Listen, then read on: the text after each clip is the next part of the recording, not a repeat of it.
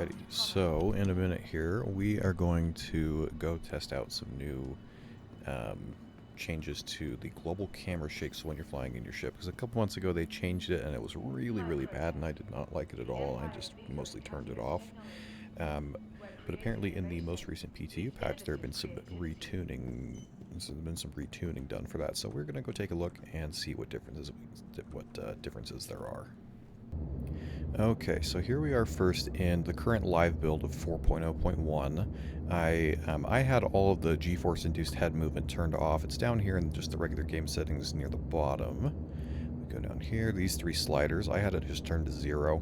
I turned it back up to 1 just to see kind of where it's at right now. So let's go ahead and we're just going to fly around New Babbage for a minute or two.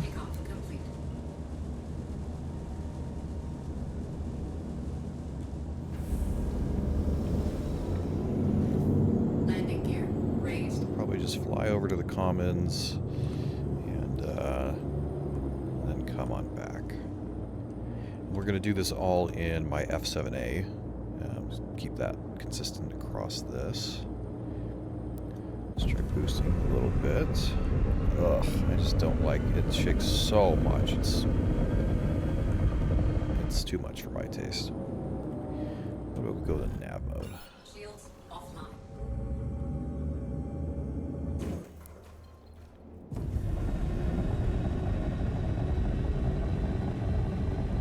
So again, this is just kind of a benchmark for kind of how it is right now so that we can compare it to what changes or whatnot that they've made in the most recent PTU patch.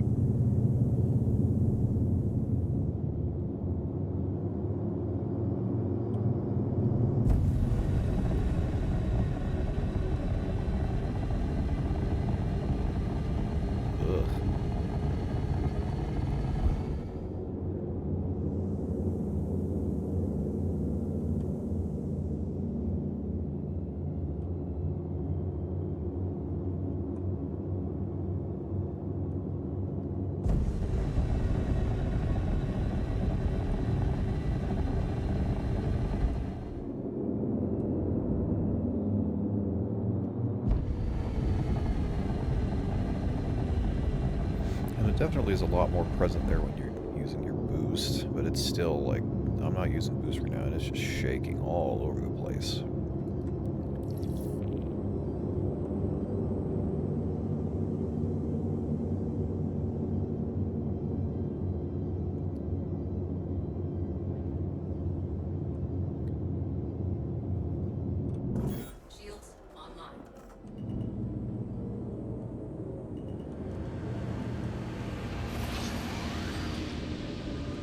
Those weird shakes there are also jarring. Those are weird. Okay, so there is the benchmark of how it looks currently in 4.0.1. So now we will go take a look at how it looks in the new 4.0.2 patch and see what's different. Okay, so now here I am in 4.0.2, the latest PTU patch that came out just a couple hours ago. Got my F7A out, and we are going to go test the same thing. Just fly around New Babbage for a couple of minutes, and we're going to go see what differences there have been made to the G-force head movement. Let me just double check and make sure that is all good. Okay, we're all at 1 on that, so those are all enabled. Let's go check it out.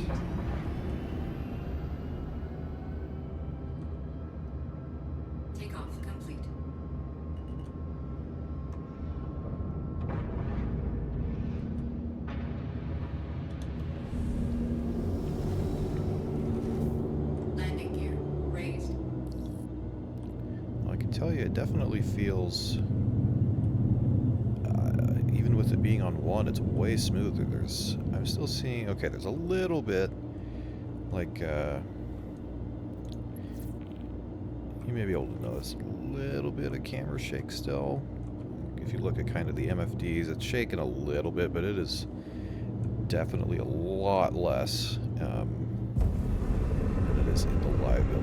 Boosting, yeah, a little bit more, but it seems a lot more, what would the word be, maybe controlled? So it definitely feels smoother.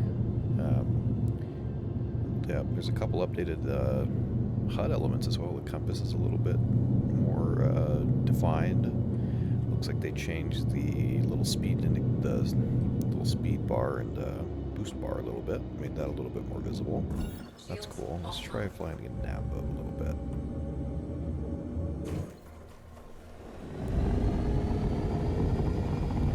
Okay. A little bit more shaky here at these higher speeds, but it still feels more controlled, not quite as like violent as the camera shake in the live build. It's still a little bit much for my taste when you're boosting like that, but it's definitely, I like how it's toned back some. I think it was just way too much before. I'll fly back. Let's go up a little bit.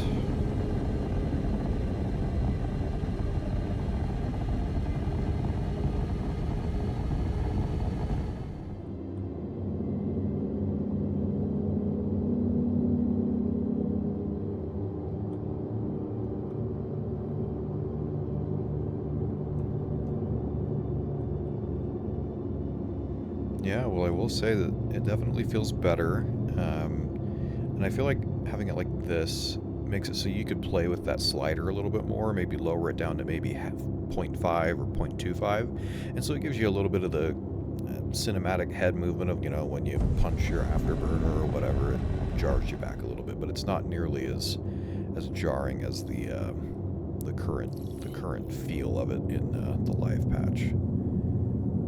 My ship feels like it's handling a bit different as well. I have 7.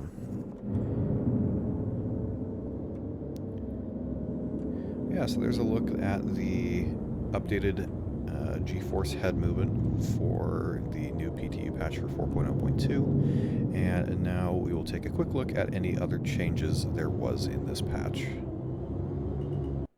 Okay, so then it looks like the only other changes I'm seeing for this PTU patch is the Ripper SMG, which is the new laser-based beam weapon that we got as an event reward for the, I think it's called the Save Pyro event or whatever it is.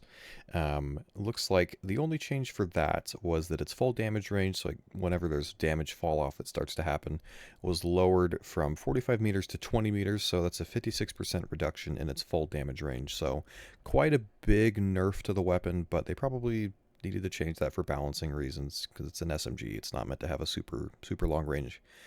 So that's the only other change we have for today.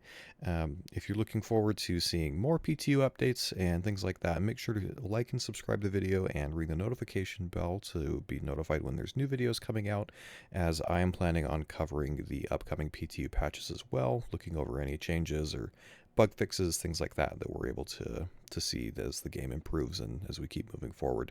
So if you are interested in that, just make sure to like and subscribe. And also, if you are interested in the RSI Perseus, I recently did a video going over the recent teaser of it in Inside Star Citizen and talking about the current specifications of the ship, where it might be through the development pipeline, when we're probably going to see it, and potentially some other changes that the ship could see as it goes through development.